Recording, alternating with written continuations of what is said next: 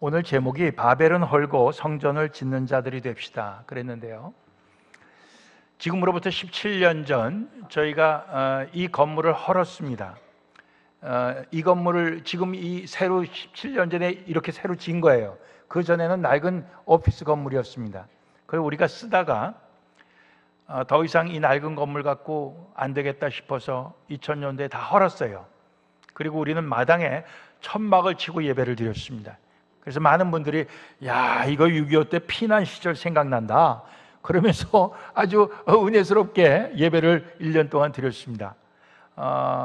그러면서 공사를 시작할 때 여기에서부터 저 끝까지 쭉 이 나무 기둥이 들어가는데 그걸 상량식이라고 뭐 그러더라고요. 상량식을 하는데 이걸 이제 와서 기계로 들어 올리기 전에 바닥에다 놓고 예배를 드리고 이 보통 깽들이 낙서하는 그 스프레이 있잖아요. 그거를 그 공사하는 분이 준비해 갖고 왔어요. 그래서 저보고 뭐라고 한마디 쓰래요. 그래서 여기서 저기까지가 얼마나 깁니까? 예. 그래서 뭐라고 쓸까 하다가 제가 거기에 쓴 글이 바벨은 헐고 성전은 지읍시다 그렇게 썼어요. 지금 우리가 이게 속에 들어가 있어서 보이지 않지만은 속에 그러한 글씨가 들어가 있습니다.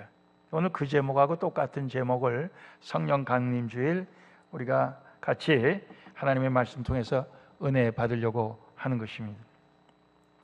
첫째로 바벨 성과 바벨 탑을 쌓은 자들의 이야기가 오늘 창세기 11장에 나오는데 이 사람들은 노아의 후손입니다. 홍수로 하나님의 심판이 끝나고 난 다음에 그 함이라고 하는 자식이 이 신할 평지로 왔다. 지금은 그게 어디 뭐 이락인가 뭐 그렇습니다만은 옛날에는 그 바벨론. 그래갖고 평지에 와서 보니까 여기 살기가 좋아요. 예, 물도 있고 또 뭐 풀도 있고. 그래서 거기서 도시를 건설하게 됩니다. 도시를 건설하면서 그리고 이들이 거기에서 이제 타워,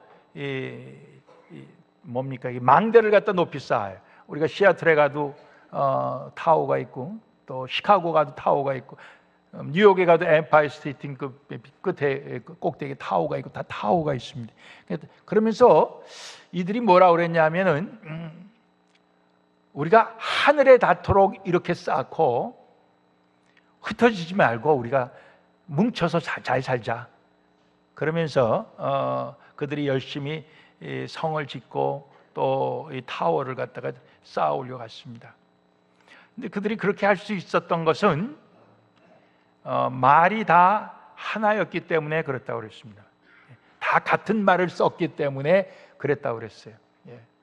그리고 또 그들이 쓴 재료는 일반 돌이 아니고 벽돌을 만들어 갖고 했고, 그리고 벽돌과 벽돌 사이를 진흙으로 그것을 이렇게 붙인 게 아니라 역청으로 붙였다고 그랬습니다.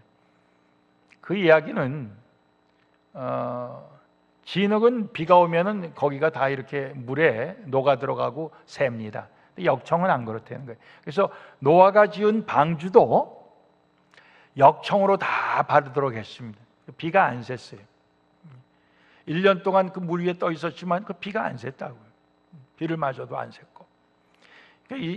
이 사람들이 생각한 거는 하나님께서 또 그렇게 비로 심판을 해도 우리는 끄떡하지 않는, 하나님의 심판도 면할 수 있는 그러한 도시를 건설하고 우리가 여기에서 우리의 이름을 내자 이랬습니다. 우리의 이름을 내겠다고 그랬습니다. 그런데 하나님께서 그것을 기뻐하지 않으셨어요. 5절 이하의 말씀을 보면은 이 무리가 한 족속이여 언어도 하나이므로 이같이 시작하였으니 이후로는 그 경영한 일을 금지할 수 없으리로다. 이들이 다 말이 하나고 족속이 하나기 때문에 이런 일을 하는데, 이거 가만 놔두면 이 사람들이 앞으로 뭘 계획을 하든지 불가능한 게 없이 다 하겠구나. 하나님께서 그렇게 생각하시고 결국 그들을 그걸 멈추십니다. 멈추시는 방법이 뭐냐면 그들의 말을 다 혼돈시켰어요. 말이 서로 통하지 않게 됐어요. 알아듣지 못하게 하셨어요. 그래서 결국 그들이 도시를 건설하는 것을 멈추고 그들이 다 흩어지게 되었다, 이런 말씀입니다.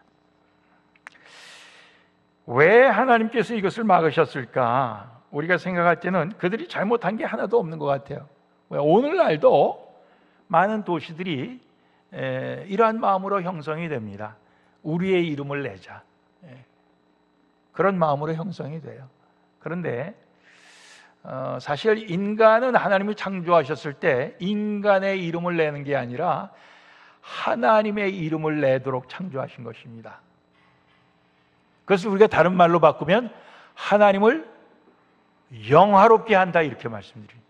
하나님을 영화롭게 한다. Glorified God. 하나님을 영화롭게 하는 목적으로 우리 인간을 창조하신 것입니다. 근데 우리 인간들이 하나님 영화롭게 하는 것보다 우리 인간을 영화롭게 하자, 우리들의 이름을 내자, 이런 목적으로 했기 때문에 하나님이 그것을 막으시는 장면을 우리가 창세기 11장 바벨의 사건 속에서 보게 되는 것입니다. 고린도전서 3장을 오늘 우리가 또 읽었는데 우리 16절, 17절 말씀 보면 우리의 정체성에 대한 얘기가 나옵니다. 우리의 아이덴티티. 너희가 하나님의 성전인 것과 하나님의 성령이 너희 안에 거하시는 것을 알지 못하느냐, 이렇게 말합니다. 우리가 하나님의 성전이다, 이렇게 얘기합니다. 우리가 성전 건축 이렇게 얘기할 때는 우리가 예배드리는 장소, 건물, 이렇게 생각을 많이 합니다. 그렇지만 우리가 성경을 유심히 보면은 하나님의 성전은 바로 하나님으로부터 택함받고 예수를 믿게 된 우리 하나하나가 바로 하나님의 성전이라고 말씀하고 있습니다. 이건 어마어마한 그런 과분한 그런 칭호입니다. 우리가 하나님의 성전이다. 하나님의 성령이 우리 가운데 거하시는 하나님의 성전이다, 이렇게 말씀을, 그러한 우리의 신분, 그런 우리의 정체성을 분명히 말씀해 주고 있습니다. 그렇기 때문에 누구든지 하나님의 성전을, 즉 우리의 몸을 더럽히면 하나님이 그 사람을 멸하시겠다고 합니다. 그 사람을 무너뜨리고 멸망시키시겠다는 거예요. 하나님의 성전은 거룩하니 너희도 그러하니라 그랬습니다. 고린도전서 6장 19절 20절 말씀 봐도 너희 몸은 너희가 하나님께로부터 받은 바 너희 가운데 계신 성령의 전인 줄을 알지 못하느냐? 너희는 너희의 것이 아니라, 이렇게 말씀하십니다. 우리의 정체성이 하나님의 성전이고 우리는 우리 자신의 것이 아니다, 이렇게 말씀하고 있어요. 우리가 믿음이 견고해지기 전까지는 우리는 우리의 것이 아니라 하는데 우리는 반발할 수밖에 없어요. 왜 내가 내 게 아니야? 나는 내 거지. 내가 나의 주인이지. 우리는 그렇게 생각합니다. 그렇지만 값으로 산 것이 되었으니, 이렇게 말하고 있어요.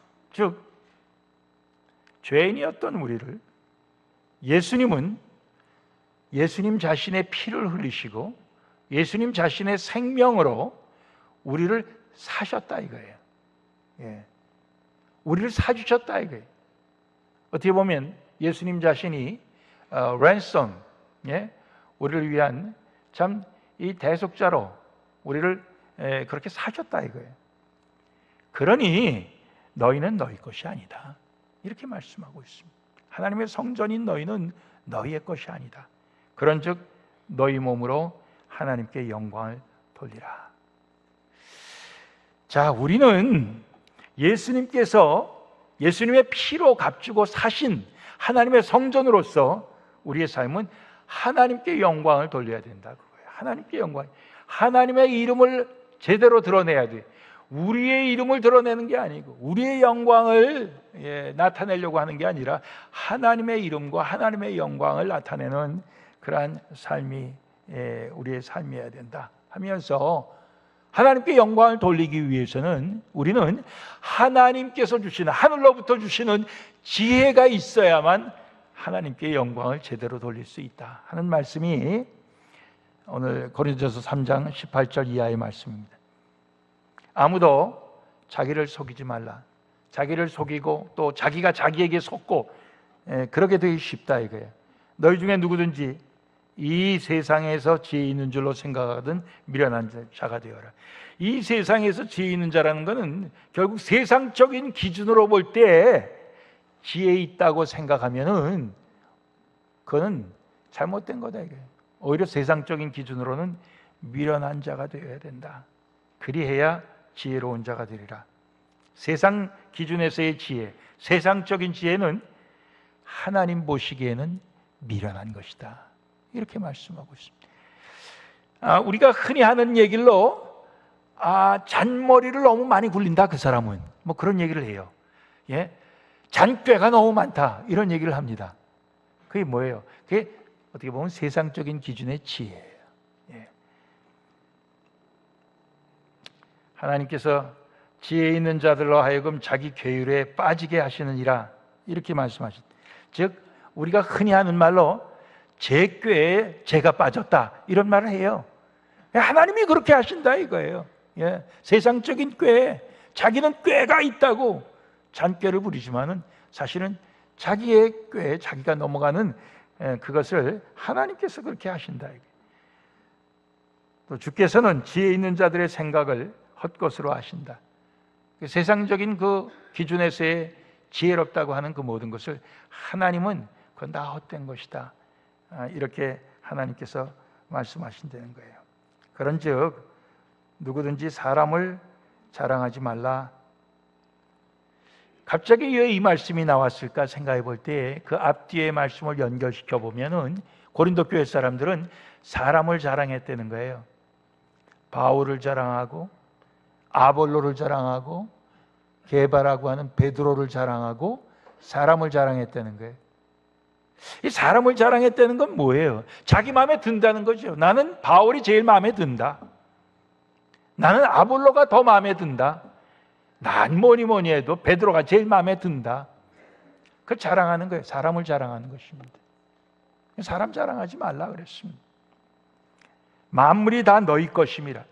모든 게 다 너희 것이다. 그러면서 바울도 아볼로도 베드로도 다 너희의 것이다. 이렇게 말씀하십니다.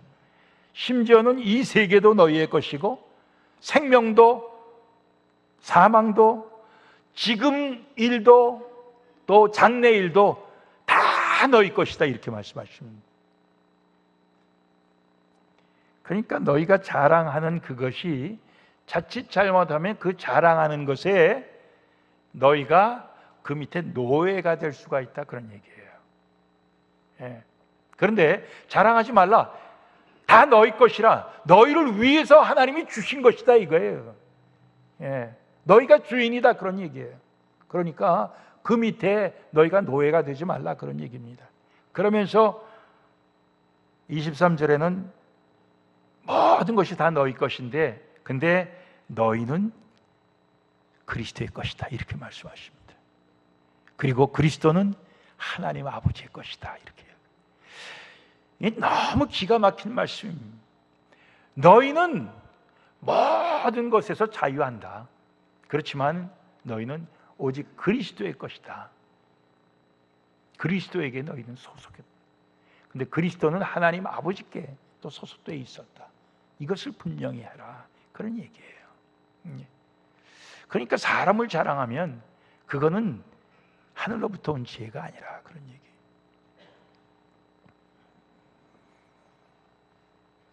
야고보서 3장에도 하늘로부터 온 지혜에 대한 말씀을 합니다. 우리가 잘 아는 아주 귀한 말씀이죠. 야고보서 3장 13절 이하에 보면 너희 중에 지혜와 청명이 있는 자가 누구냐? 그는 선행으로 말미암아 지혜의 온유함으로 그 행함을 보일지니라. 그러나 너희 마음속에 독한 시기와 다툼이 있으면 자랑하지 말라. 진리를 거스려 거짓하지 말라 그랬습니다. 하늘로부터 오는 지혜는 온유하고 선행의 열매가 있어요. 그러나 이 땅에서부터의 지혜는 마음속에 독한 시기와 다툼이 있고 인간적인 자랑이 있고 또 진리를 거스려 거짓된 것이 그 속에 있는 게 이 세상적인 지혜라는 거예요. 그래서 이러한 지혜는 세상적이요 정욕적이요 마귀적이라, 위로부터 내려온 지혜가 아니다. 시기와 다툼이 있는 곳에 요란과 모든 악한 일이 있음이니라 그랬습니다. 세상도 그렇고 심지어는 요즘 교회도 그렇고 이런 하늘로부터 온 지혜가 아니라 이런 세상적인 지혜, 시기와 다툼, 이런 것 때문에 얼마나 우리가 고통을 많이 받고 있습니까? 오직 위로부터 난 지혜는 성결하고 화평하고 관용하고 양순하고 긍휼과 선한 열매가 가득하고 편벽과 거짓이 없고 화평케 하는 자들은 화평으로 심어 의의 열매를 거둔다, 이렇게 말씀하고 있습니다. 하나님의 은혜 가운데 오늘 우리는 이렇게 하나님 주시는 지혜를 사모하고 하나님 주신 그 지혜로 우리는 참 화평을 이루고 또 의의 열매를 이루고 오늘날까지 왔습니다.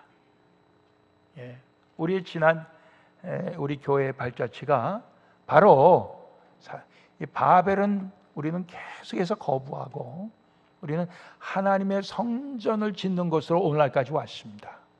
하나님의 은혜예요. 앞으로도 계속 우리는 그렇게 가야 돼요. 마지막으로 하나님을 영화롭게 하는 것은 하나님의 큰일을 선포하는 것입니다. 하나님의 큰일은 뭐냐? 결국 예수님의 십자가와 부활의 사건, 복음의 사건입니다. 그것을 우리가 선포하는 것이 하나님을 영화롭게 하는 거예요. 사도행전 2장에 보면 오순절날 다 모여서 기도하는 가운데 성령님이 임하셔서 저들이 각각 다른 나라 말로 방언으로 말하기를 시작했을 때 오순절 명절을 지키기 위해 전 세계에 흩어져 있던 경건한 유대인들이 와서 그들이 방언 말하는 걸 보고 놀랍니다. 저 사람들이 다 갈릴리 사람들인데 어떻게 우리가 살고 있는 나라 말로 말을 하게 되느냐. 그래서 저들 깜짝 놀랍니다. 이게 도대체 어떻게 된 일이냐. 저들이 다 방언으로 하나님의 큰 일을 말하는도다. 11절 보면은 우리가 다 우리의 각 방언으로 하나님의 큰 일을 말함을 듣는도다, 이렇게 씁니다.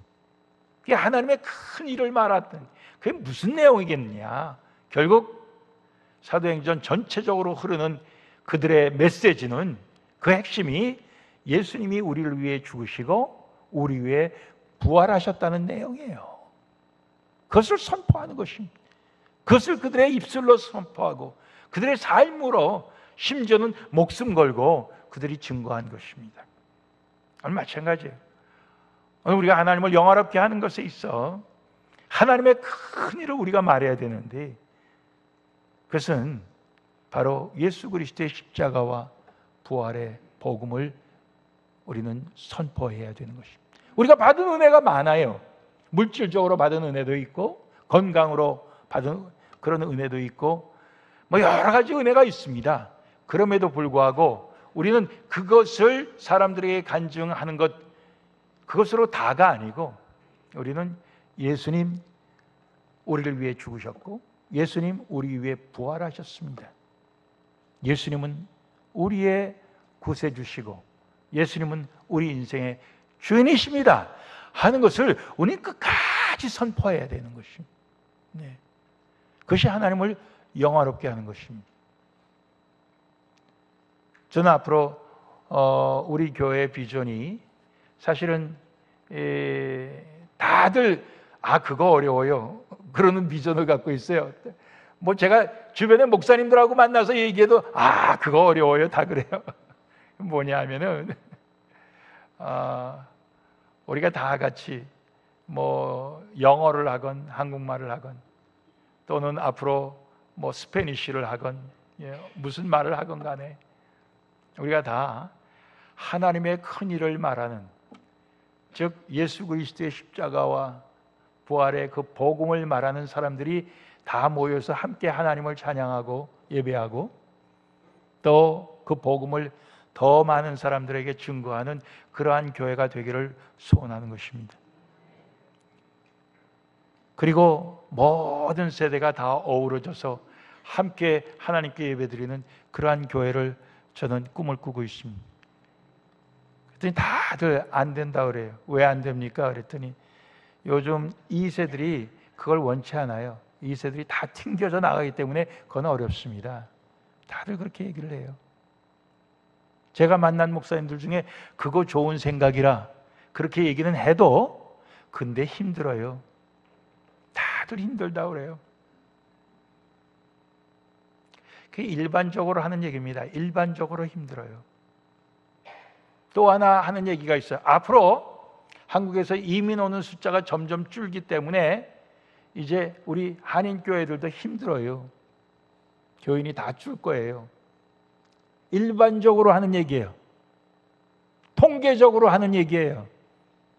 그렇지만 저는 그런 일반적으로 하는 얘기와 통계적으로 하는 얘기에 대해서 우리 교회 하나쯤은 그런 일반적으로 하는 통계적으로 하는 얘기에 해당되는 교회가 아니고 우리는 계속해서 하나님 기뻐하시는 교회로 바벨은 헐고 성전을 짓는 교회로 가면은 하나님께서 우리를 도와주실 줄로 믿습니다. 지금 그렇게 생각하고 싶어요. 예. 다들 일반적으로 하는 얘기는 다 패배적인 얘기고 절망적인 얘기고 안 된다는 얘기예요. 그런 게 아니라 우리가 진정 주님을 영화롭게 하기 위해서 우리가 좁은 길을 가면은 주님 가신 그 길을 가면은 주님께서는 우리에게 복을 주시고 우리를 통해서 영광을 받으실 줄로 믿습니다. 우리가 그러자는 거예요. 예. 다들 우리가 예수 믿고 복 받으면은 세상적인 복 받으면 이만하면 됐다. 우리가 다 그렇게 생각하고 그 다음엔 어떻게 하려고 그럽니까? 하나님을 영화롭게 하기보다는 내 이름을 내려고 해요. 그때부터는 바벨을 짓고 바벨 탑을 쌓고 이러려고 해요. 그러다 보니까 하나님께서 그것을 막으시는 거예요. 그러나 우리 스스로 그것을 포기하고 계속해서 성령께서 거하시는 성전으로서의 우리를 지어간다면은 하나님은 반드시 우리와 함께 하실 줄로 믿습니다. 우리가 이 믿음 갖고 계속해서 주님 오시는 그날까지 대를 이어서 우리가 주님을 섬겨갈 수 있기를 소원합니다.